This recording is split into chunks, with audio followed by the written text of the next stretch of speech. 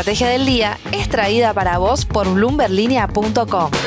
Muy buenos días, estrategas. Soy Francisco Aldaya, jefe del Buró de Argentina en bloomberlinia.com, y hoy les traigo una entrevista especial con Pablo Goldberg, que es gestor de carteras de deuda de mercados emergentes en BlackRock, el mayor gestor de fondos del mundo. ¿Cómo ve BlackRock a los bonos argentinos en medio de la guerra en Irán? ¿Por qué la resiliencia de la deuda argentina no lo sorprende? ¿Y qué falta para que compriman más aún los spreads? Por otro lado, ¿participaría BlackRock de una emisión soberana argentina en Nueva York? Todo eso y además su visión sobre el horizonte del carry trade. Quédate hasta el final para enterarte de todo. Como siempre, no se olviden de darle clic al botón para seguir a este podcast, de compartir este capítulo, de activar las notificaciones y si les gusta lo que hacemos acá de lunes a viernes, ¿por qué no darnos un 5 estrellas en Spotify o un pulgar arriba en YouTube? Antes de arrancar con la entrevista, veamos rápidamente qué pasó ayer. La esperanza de llegar pronto a un acuerdo entre Estados Unidos e Irán sigue sin concretarse, pero Trump extendió por 10 días más hasta el 6 de abril la pausa en los ataques a instalaciones energéticas iraníes. Lo hizo, según dijo en Truth Social, a pedido del gobierno iraní y aseguró que las conversaciones van muy bien, pese a que Teherán sigue negando que existan esas negociaciones directas. Los mercados rebotaban en el aftermarket anoche a la hora de grabar este podcast, pero la jornada fue negativa. El Brent trepó más de 5% para cerrar en torno a los $107. El S&P 500 cayó 1,8%, tocando mínimos desde septiembre, y el Nasdaq se hundió 2,4%, mientras que el Dow Jones cedió 1%. Los rendimientos del T-bill a 10 años subieron 8 puntos básicos a 4,41% y el oro cayó 3,9%. Mientras el crudo se mantenga arriba de los $100, probable que veamos a los mercados operar con alta volatilidad por el momento. En Argentina, los bonos hard dólar cedieron hasta 0,4%, el S&P Merval cayó 1,3%, y esto en un día que conocimos el EMAE de enero, que trajo un crecimiento de 0,4% mensual y 1,9% interanual. Fue un resultado en línea con las estimaciones de los analistas y economistas, y el agro lideró, pero con el comercio minorista y la industria todavía a la baja. Por otro lado, comentarles que la aprobación de Milei cayó a 36,4% en la encuesta que hace la brasileña Atlas Intel para Bloomberg News, su nivel más bajo desde que asumió, afectada por las denuncias de corrupción, el desempleo y el escepticismo sobre el acuerdo comercial con Estados Unidos. La desaprobación, en tanto, subió 6 puntos porcentuales a casi 62% según esta encuesta. Por otro lado, comentarles que Tomás Carrió pudo confirmar para Bloomberg Línea que el Banco Central decidió no renovar la suba temporal de los encajes que había dispuesto en la antesala electoral del año pasado. A partir del 31 de marzo, es decir, este martes, los encajes para depósitos a la vista volverán del 50 al 45%, en una señal más de que el equipo económico va a priorizar ahora la normalización monetaria y la reactivación del crédito. Y finalmente, Río Tinto consiguió su segundo RIGI aprobado, en este caso de $530 millones, para ampliar la producción de litio en el proyecto Fénix de Catamarca, la planta de litio más antigua del país. Ahora sí, vamos con la entrevista a Pablo Goldberg de BlackRock. Pablo, bienvenido a la Estrategia del Día Argentina y a bloomberglinea.com. Muchísimas gracias por tu tiempo y estar acá con toda la audiencia del podcast y del sitio. No, gracias a ustedes por la invitación. Bueno, mi primera pregunta es, a grosso modo, ¿no? ¿Qué lectura tienen del mercado de renta fija argentina actualmente? Si te parece, arrancamos con lo que es hard dollar ley Nueva York, si ven margen para alguna compresión de rendimientos en el resto del año, y cuánto está pesando ahí la situación actual de Medio Oriente. Bueno, desde ya que hoy es muy difícil pensar el performance de mercados emergentes en general desde un punto de vista puramente doméstico y idiosincrático, dado el mundo se está acomodando a un shock geopolítico todavía en movimiento, ¿no? Entonces es muy difícil pensar en cómo separamos un efecto de otro.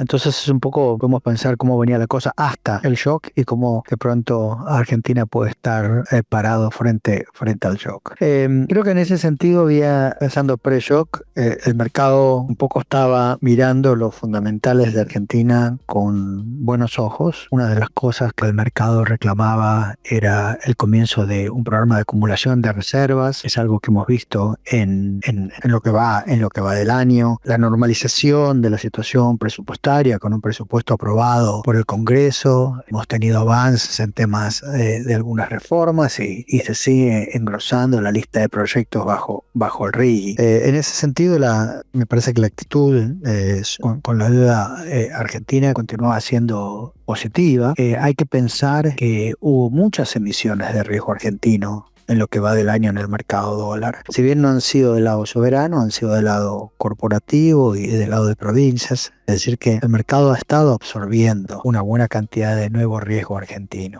Desde el punto de vista del debe, un poco se podría pensar que lo que quedó un poco en el aire es que creo que el mercado está esperando algunas acciones de manejo de pasivos.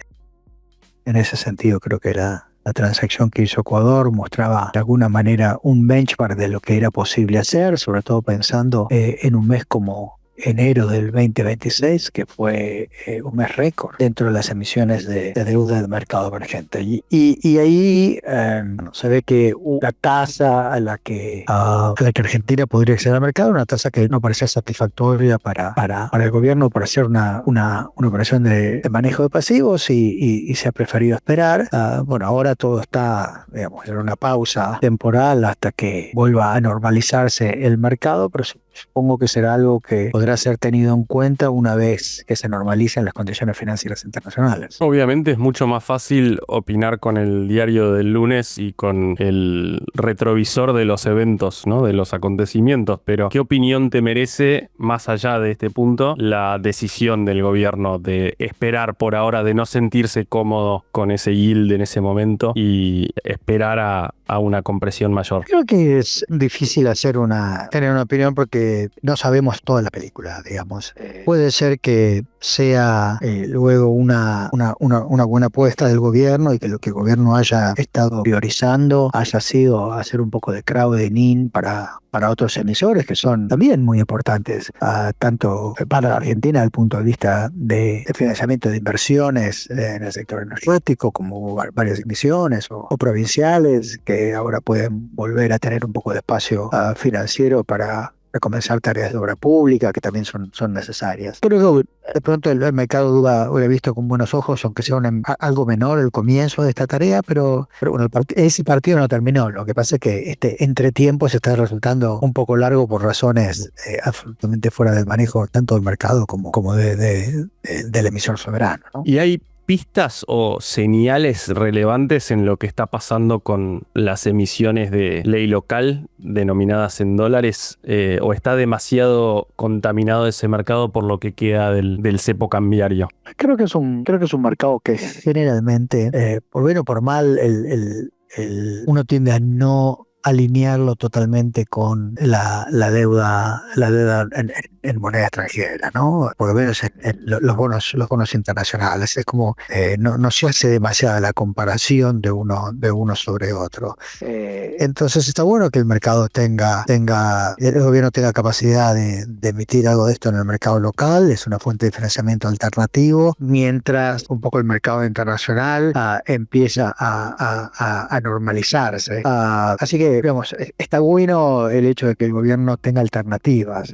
También hay otros mercados potencialmente que no se han tocado. Hay ciertas garantías que el gobierno podría tener para generar algunas emisiones o algunas cosas colateralizadas o con prestadores comerciales que el gobierno tampoco ha tocado. Digamos, está bueno tener alternativas, digamos, pero no hay los mercados están todavía bastante segmentados, diría. Pero no ves una señal en términos de una tasa, un yield potencial a la que podría llegar a aspirar el gobierno a partir de lo que está pasando en ley local. Bueno, si ese fuera el caso, tendríamos que ver la parte de, digamos, los bonos extranjeros moviendo esa tasa, ¿no? Y creo que el hecho de que los mercados estén un poco segmentados es que no arbitran perfectamente a los mismos niveles. Claro. ¿Y te sorprendió la resiliencia relativa de los bonos ante la guerra, teniendo en cuenta todo lo que había pasado en el 2018 cuando se complicó el clima externo? Bueno, creo que la situación de 2018 y la de ahora es bastante diferente. Las necesidades financieras de Argentina eran mucho más altas en aquel momento. Teníamos un déficit de cuenta corriente mayor, había un déficit fiscal distinto. Creo que hay una situación diferente en aquel momento, que la posición técnica también era diferente. Creo que hoy digamos, la resiliencia viene por la idea de que tampoco los inversores quieren deshacerse de créditos que tienen fundamentales en mejora, ¿no? En este momento uno trata de pensar, bueno, ¿de qué me deshago mi portfolio? Bueno, me deshago de o lo que tengo mucho riesgo, o de lo que va a estar altamente afectado por el impacto, o lo que desde el punto de vista, digamos, fundamental, o lo que desde el punto de vista de liquidez creo que puede estar bajo presión. Me parece que Argentina no entra en ninguno de esos parámetros, por lo cual la resiliencia me parece bastante razonable. Claro, o sea, no parece estar en una situación muy clara en términos de ser muy atractivo para los que buscan riesgo, porque la compresión potencial no es tan grande ahora, ¿no? Pero tampoco para alguien ya buscando más activos de menor riesgo, ¿no? Está en una situación medio rara, ¿no? La curva de... No, yo no digo eso, yo diría que la potencial compresión de spreads en un escenario de normalización de la economía mundial sigue estando ahí. Creo que empieza a destrabarse cuando Argentina hace un poco de manejo de pasivos, o la economía de pronto empieza a crear un poco más de empleo, y los mercados pueden pensar que, bueno, esto es un proyecto que empieza a generar unos beneficios más palpables, que de alguna manera alarga su duración potencial, ¿no? O quita riesgos políticos a largo plazo. Pero yo no diría que es una situación de limbo. Creo que la resiliencia viene porque la gente, los inversores, están de acuerdo que los fundamentales son interesantes y potencialmente pueden tener una buena base para la colección de cupones, de carry, o eventualmente también generar algo de compresión de spreads. Y en cuanto al termómetro de los clientes, los inversores que van a BlackRock, ¿cómo estás sintiendo que ha evolucionado en estos 2 años? ¿Las consultas son más o menos frecuentes que antes?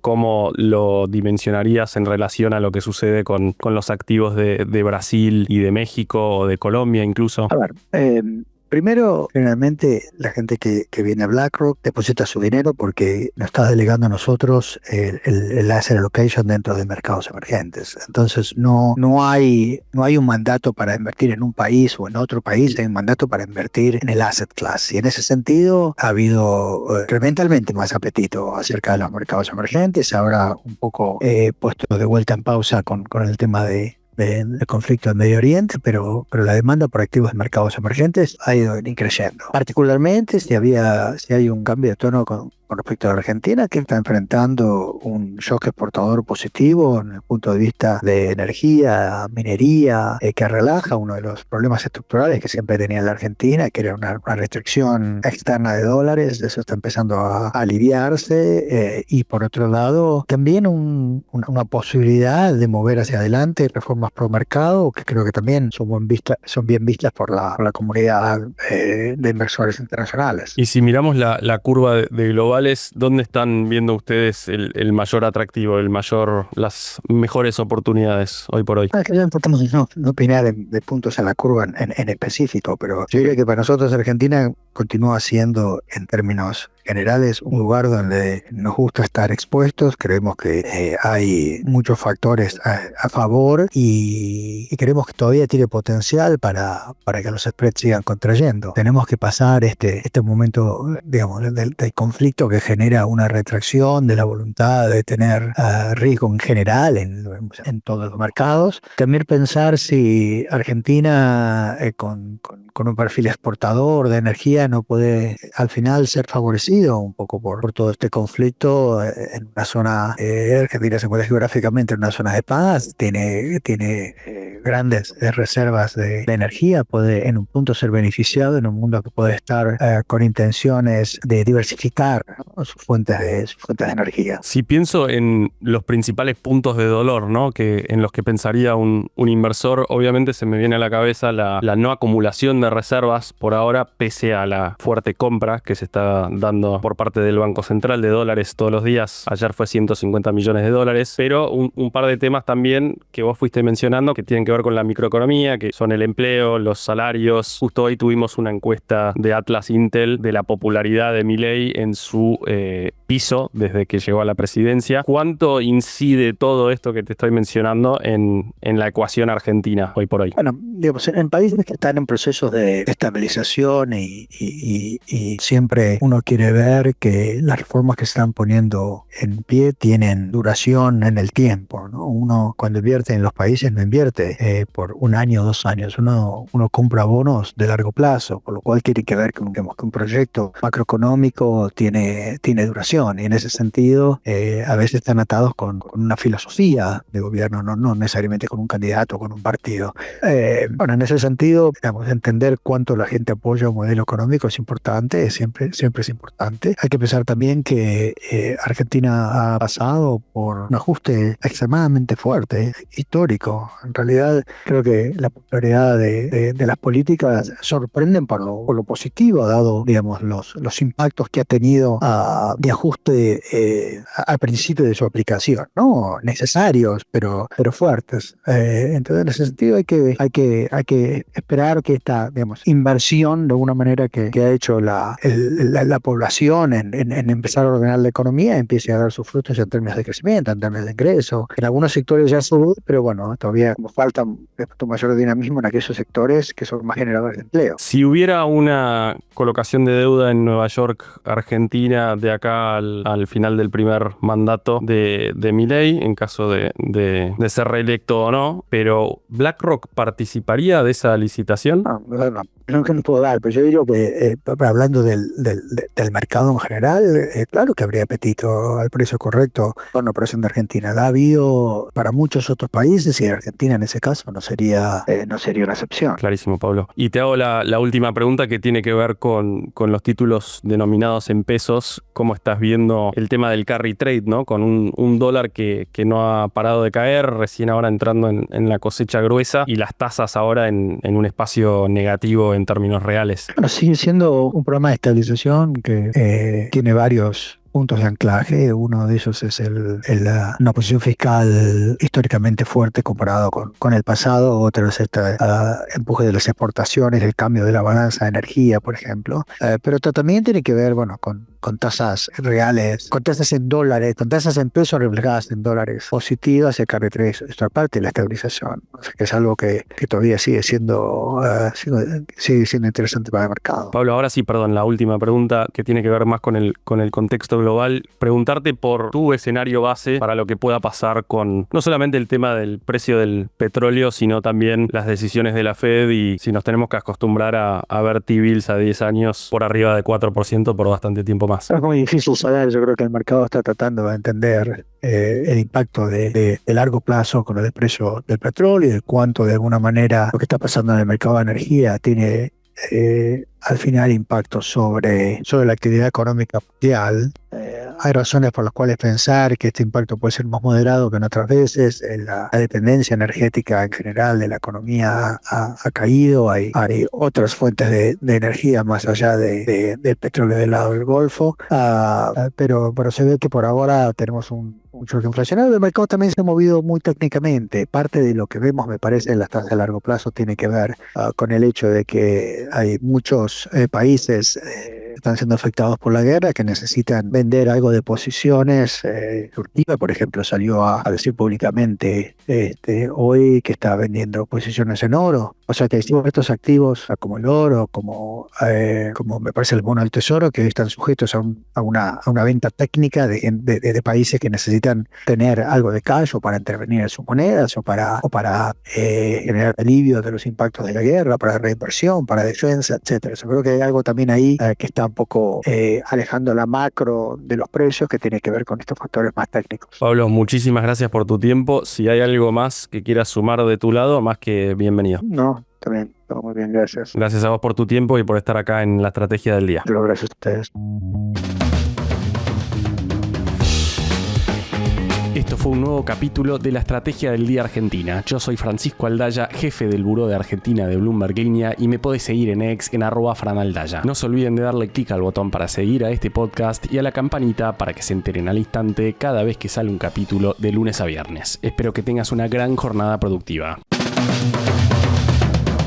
Esto fue La Estrategia del Día Argentina, escrito y narrado por Francisco Aldaya. Producido por Arturo Luna y Daniela Hernández. Que tengas un día muy productivo.